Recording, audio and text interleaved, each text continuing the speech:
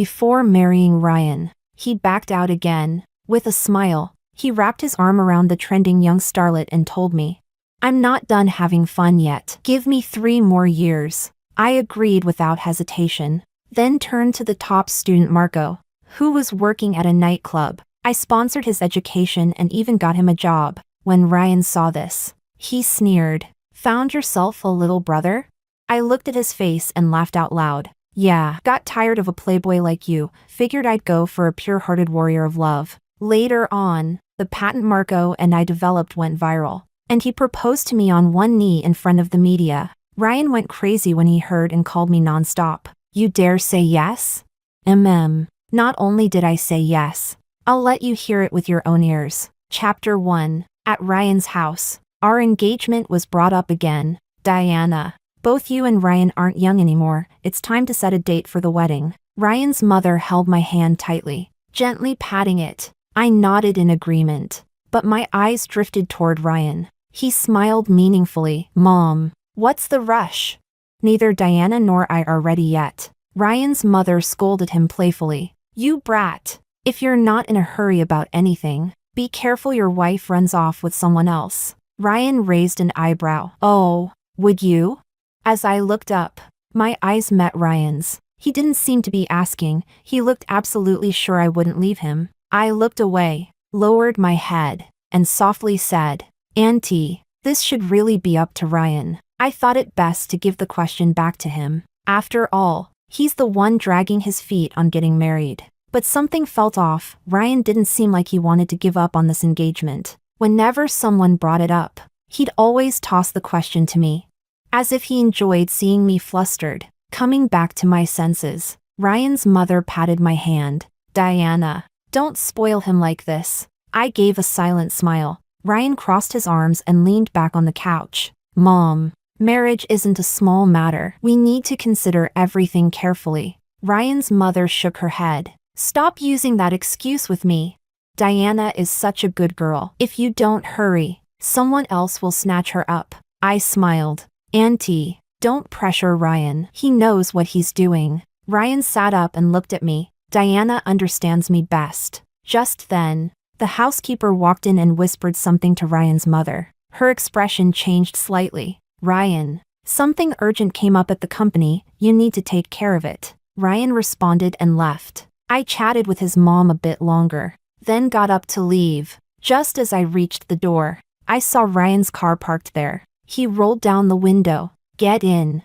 I'll drive you." I hesitated but got in the car. We rode in silence. As we neared my place, Ryan suddenly spoke. "Diana, no matter what, you're going to be my wife. But don't think I'm the kind of man who gets married on a whim. If you want to marry me, it won't be easy. Wait until I've had my fun." I said nothing, just looked quietly out the window. The car stopped. Ryan gestured for me to get out, and he stepped out too, just as I wondered why. A luxury car pulled up beside us. The door opened. A glamorous woman stepped out. Ryan immediately wrapped his arm around her waist. I recognized her, Emma, the red-hot starlet dominating the charts. While I stood there frozen, Ryan spoke. "To tell you the truth, Diana, I'm not done playing. Wait another 3 years." I laughed bitterly to myself. 3 years? Ryan really knows where to stab me. Emma cooed. "Ryan, who is she?" Ryan shot me a condescending glance and sneered. "Just someone unimportant." Strangely, it didn't hurt as much as I thought it would. Maybe Ryan really wasn't that important to me anymore. And oddly, in that moment, Marco's face popped into my mind. Without hesitation, I took a cab to the bar. Chapter 2. As soon as I walked into the bar, the deafening music and flashing lights made me dizzy for a moment. I found a seat in the corner, ordered a drink, and waited for Marco to show up. Suddenly, a hand landed on my shoulder. "Pretty girl, drinking alone is boring, isn't it?" I frowned and looked up. A stranger leaned close, his smile filled with bad intentions. "Go away." My tone wasn't pleasant, because I hate it when strangers cross boundaries so suddenly. "Don't be so cold." The man kept pestering me. I impatiently pushed him away, just about to lash out. when a pair of hands suddenly came between us. "Excuse me, she's my friend. Please show some respect." I looked up and saw Marco's familiar face. The man cursed under his breath and left. TCH. Coming to a bar and pretending to be pure. Marco sat across from me. "Why are you here again? Feeling down?" I lifted the corners of my lips into a smile. A teasing impulse suddenly rose inside me. "Wanted to see you. Is that not allowed?"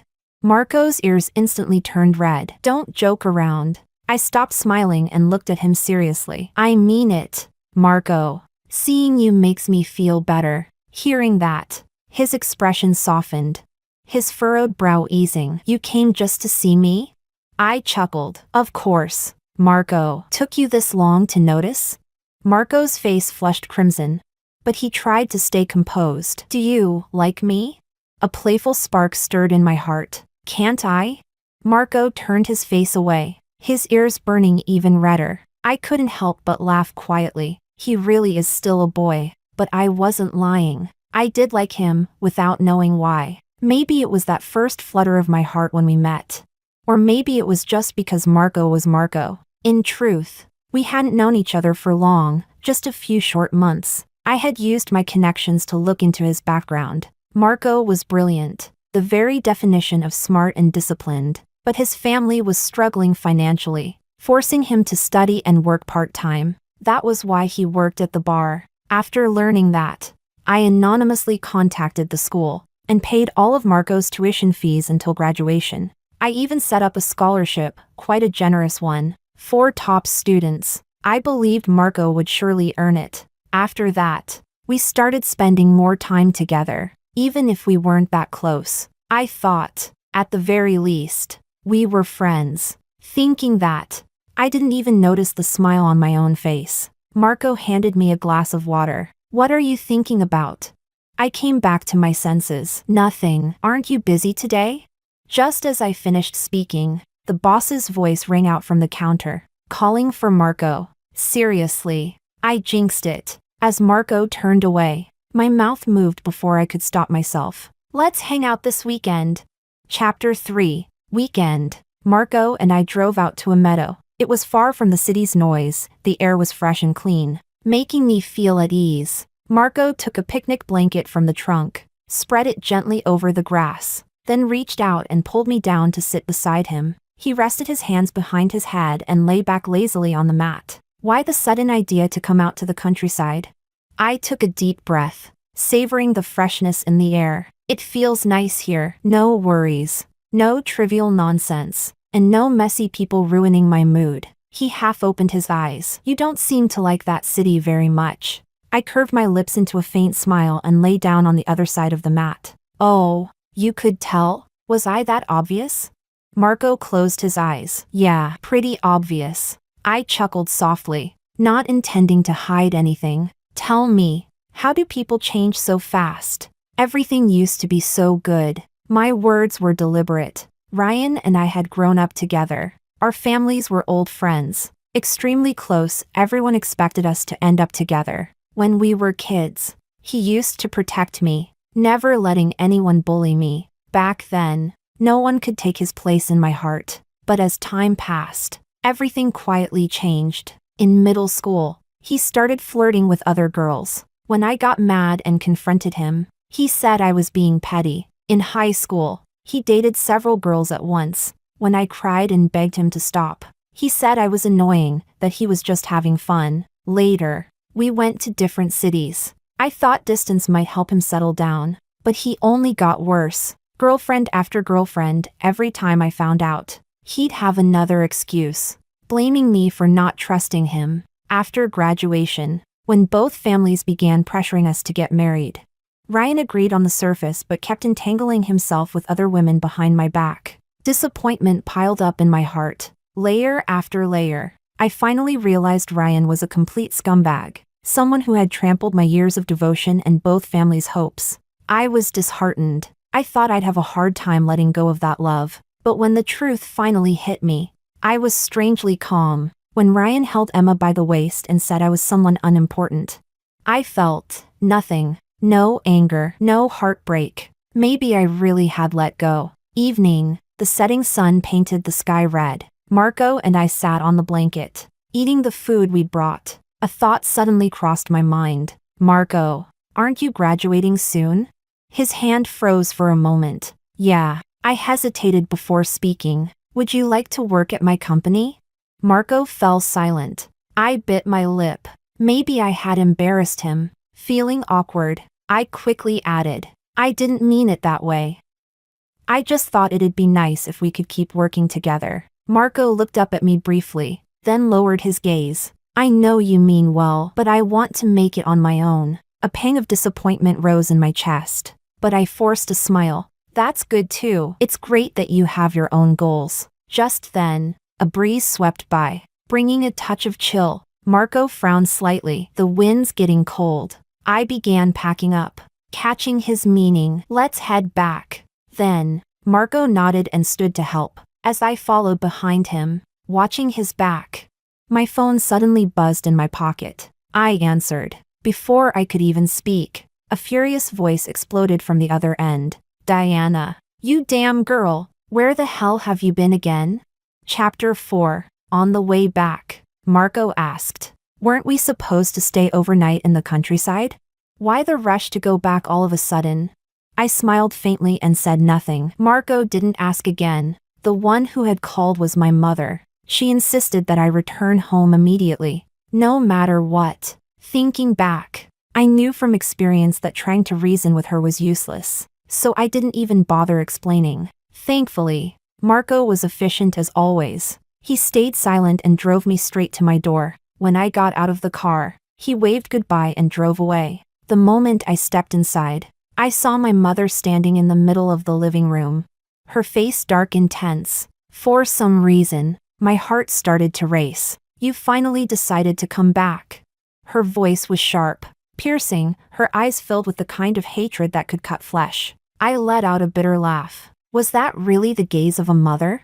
I didn't answer her. I just changed my shoes and started toward my room. Clearly, there was nothing urgent. She just wanted to prove that I'd still come running whenever she called. A way to feed her need for control. But the next second, she lunged forward, grabbed my arm, and yanked me violently. I'm talking to you. What's with that mute act?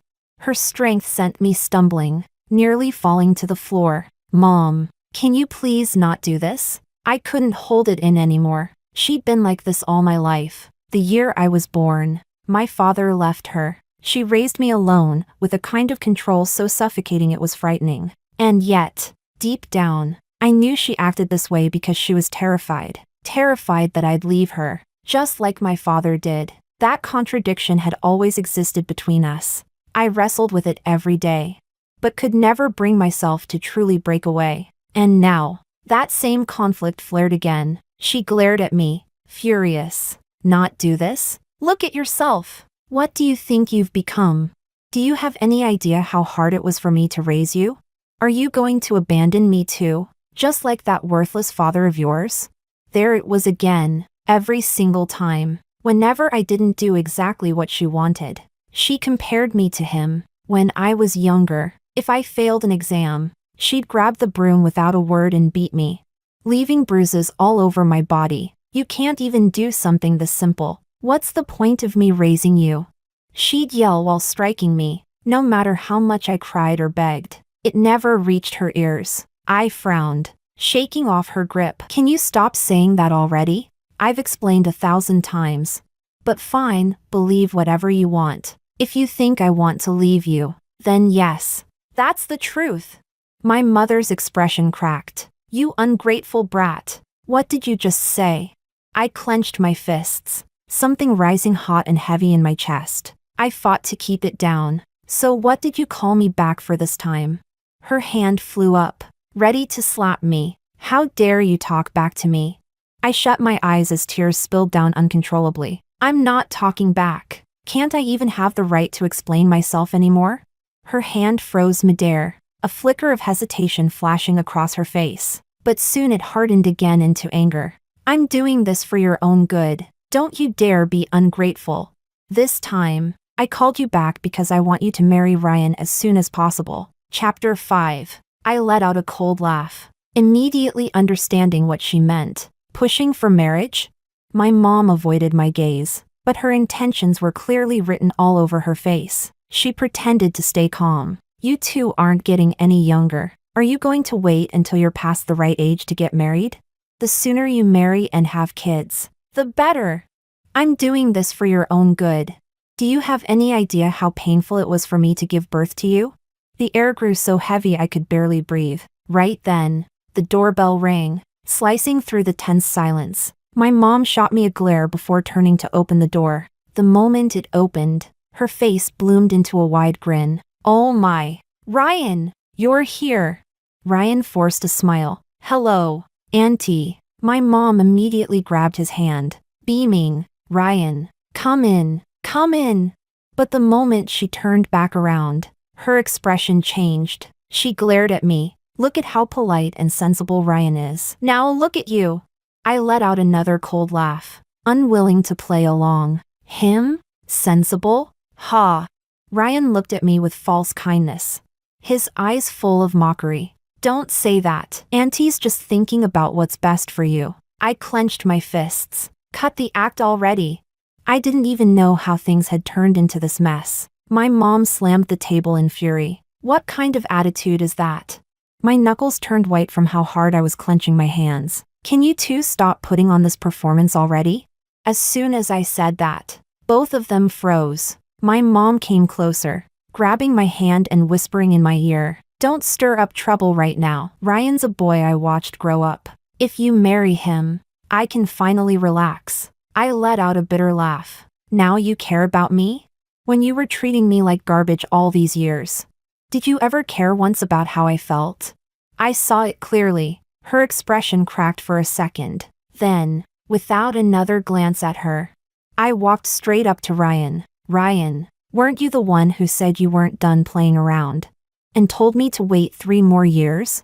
Well, here's my answer now. No need to wait. We're not getting married. And with that, I turned around and went back to my room, locking the door behind me. Chapter 6. 3 months later, Marco graduated successfully. During this time, we barely saw each other. I was busy with work, and Marco was tied up with his thesis. One late summer afternoon, I was working overtime in the office when Marco called. Hey, long time no see. His voice sounded light and cheerful. Hearing that familiar voice, I couldn't help but smile. Did you graduate smoothly?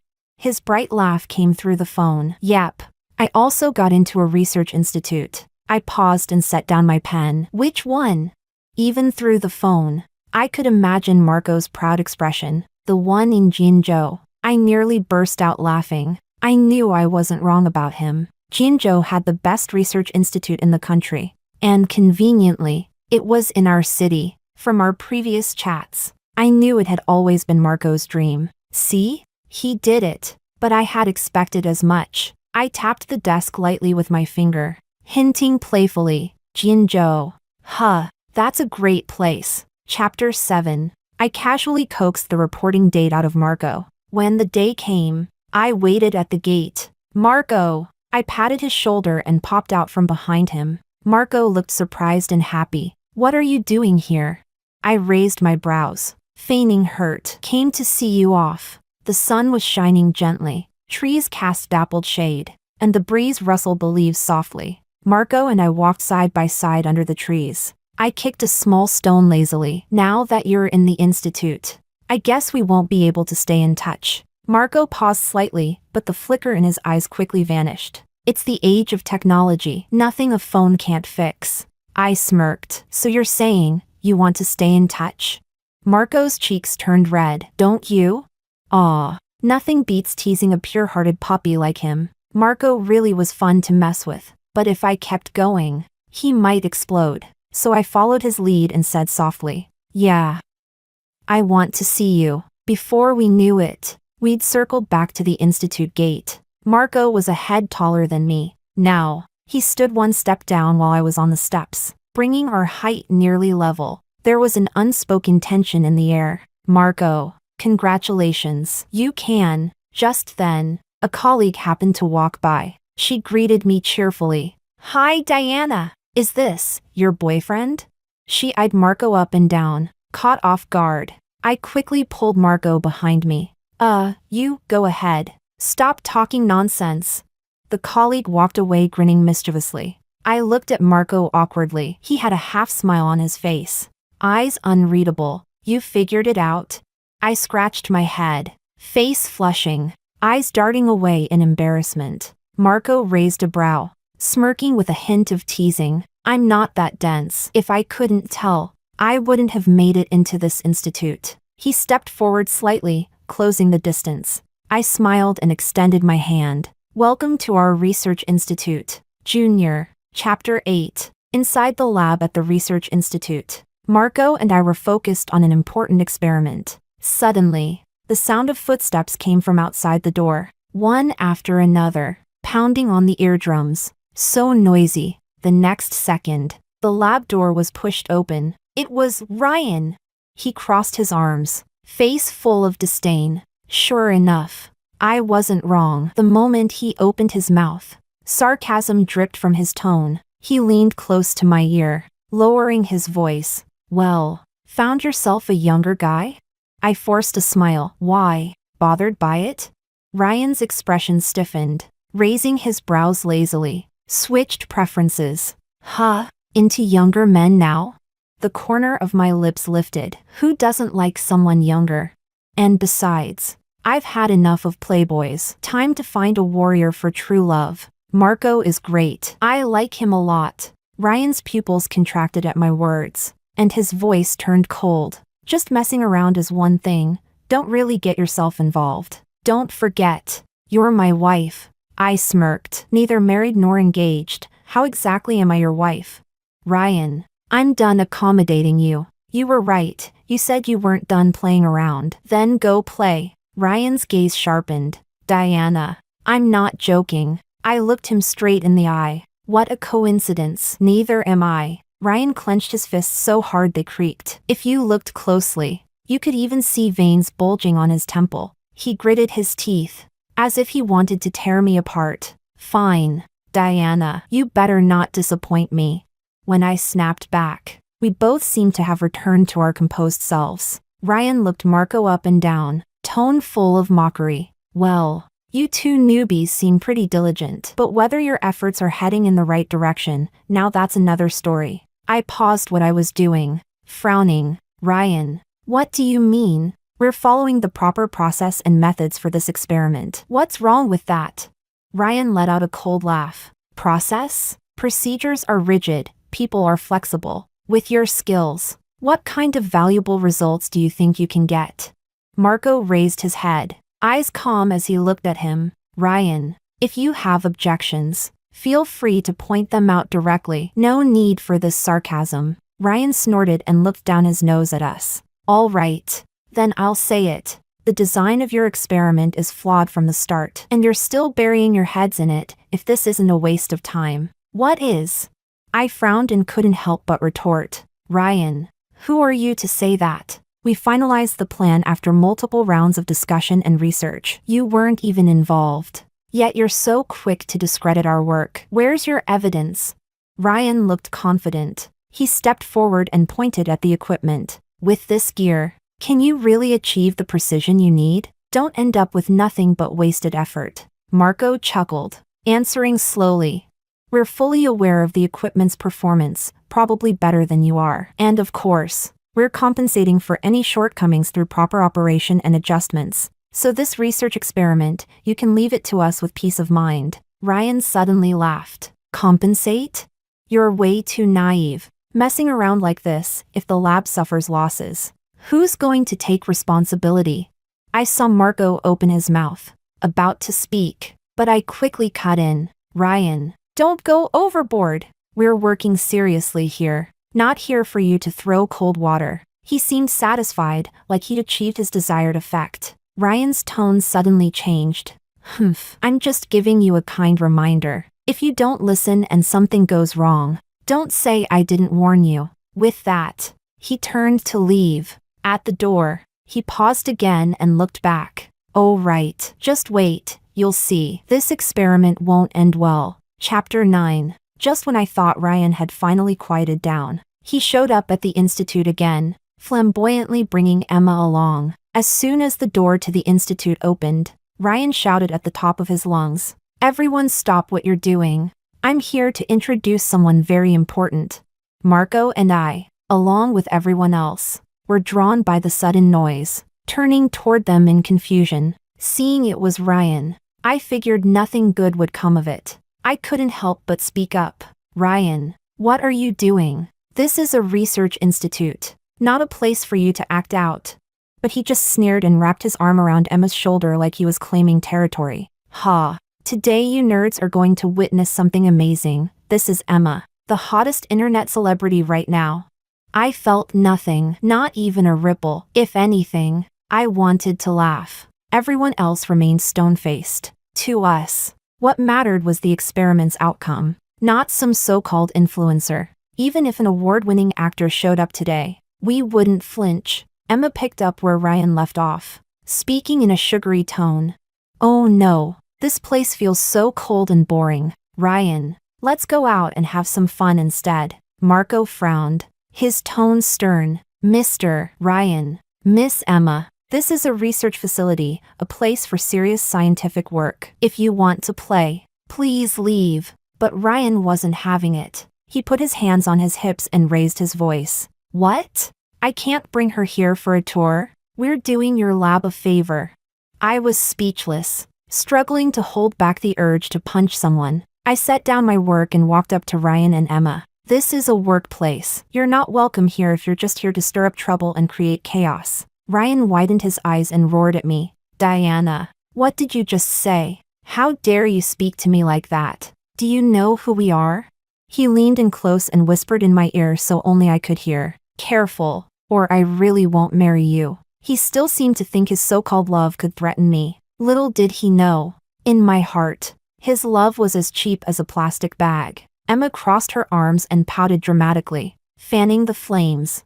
"Ryan Gidge, they're so mean I'm scared." Seeing this, Ryan became even more arrogant. "Do you know the influence Emma has? Her stepping foot here is already a huge favor to you. Better watch out or we'll expose how unfriendly this lab is." Marco had finally had enough. "If you're leaving, then leave. Stop getting in the way of our work. We don't have time to play along with your nonsense. Go ahead and expose us. Do it now. Immediately. However you like. Just get out of this lab."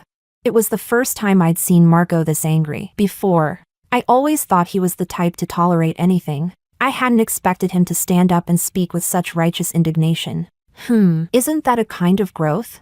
I don't even remember exactly how Ryan and Emma left the lab. I only remember they left in total embarrassment. Chapter 10. Ever since the last time Ryan brought Emma to cause trouble, the institute had strengthened its internal security. Without Ryan's interference, our experimental project progressed especially smoothly. Finally, after a week of consecutive late-night shifts by our team, working overtime to complete all the procedures, the very next day after our research was approved, the patent we applied for started trending online. To formally commemorate this meaningful moment, the Institute organized a press conference just for our team, at the spacious and well-lit press conference venue.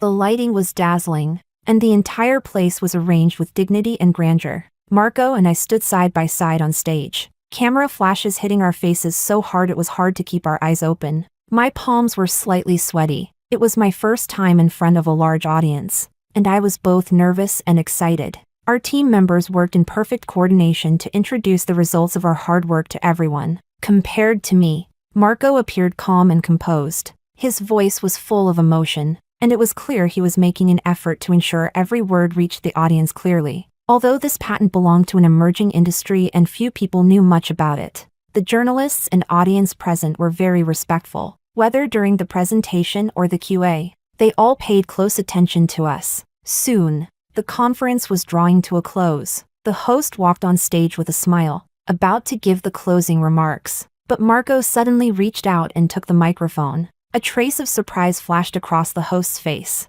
But in the next second, as if understanding something, he showed a knowing smile. Under the spotlight, Marco's eyes became incredibly gentle. Holding the microphone, He turned to face me. His gaze was full of unmistakable affection, whether it's everyone here or the online viewers.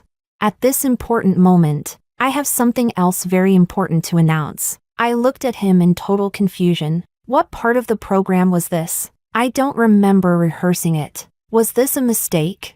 As I looked at him with questioning eyes, Marco's Adam's apple rolled nervously. The next second, he gently knelt down on one knee, as if he were handling a rare treasure. He took out a carefully prepared velvet box from his pocket, and his fingers trembled slightly from the tension. As he slowly opened it, a dazzling diamond ring revealed itself. Gasps of surprise rose from the audience. I was dumbfounded, as I covered my mouth in shock. Marco was already kneeling in front of me. Diana, forgive me for making this decision on my own, proposing to you here at the press conference. I hope it's a happy surprise. In the past year, you've been by my side, supporting me. I'm certain, without you, I wouldn't be who I am today. Although we haven't known each other for long, I believe time is just a reference. The only thing I'm sure of is, I love you. Will you marry me, Diana?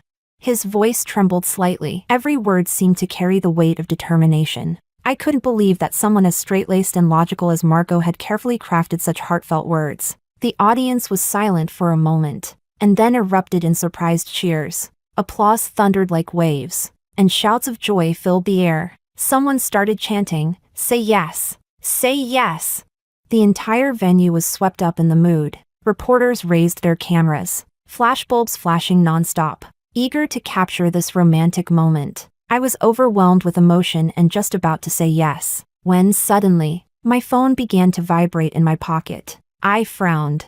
Who was ruining the moment right now? Helplessly, I answered, and a voice I knew too well came through. Ryan. Furious and on the verge of exploding, "Diana, how dare you say yes?"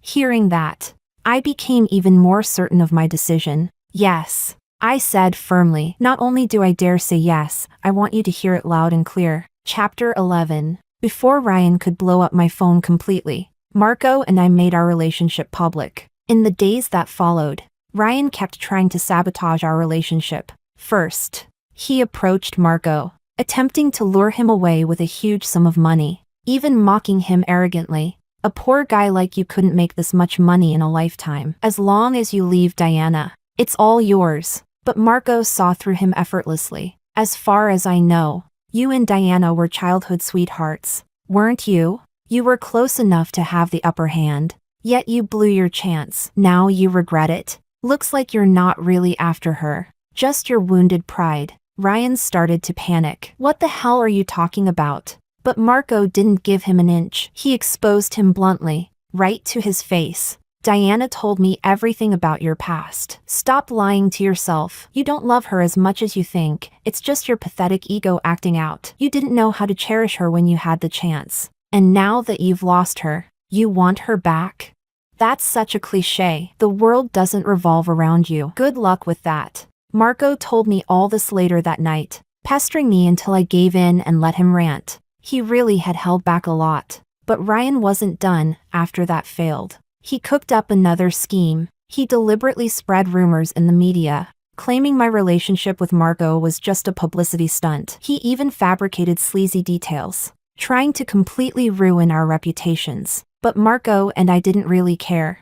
To us, the internet is just a tool for killing time. And honestly, we don't usually have much time to kill. Online drama fades fast. Today's gossip will be forgotten tomorrow. Soon enough, our so-called scandal lost heat. It was like Ryan had punched into cotton, no impact. Then he went so far as to drag my mother into it. But Marco and I had already given her enough money in exchange for my freedom. No matter what Ryan said, my mom couldn't control me anymore. So that tactic fell flat too. I thought things would end there. But Ryan turned out to be even more relentless than I'd imagined. Somehow, he got his hands on a forged document, accusing Marco of plagiarism in one of his past research projects. It caused an uproar in the academic world. But after a thorough investigation, the police discovered that the document had been fabricated by Ryan in collusion with a rival institute. Their scheme was exposed. Ryan's malicious intent was laid bare for the public to see. And just like that,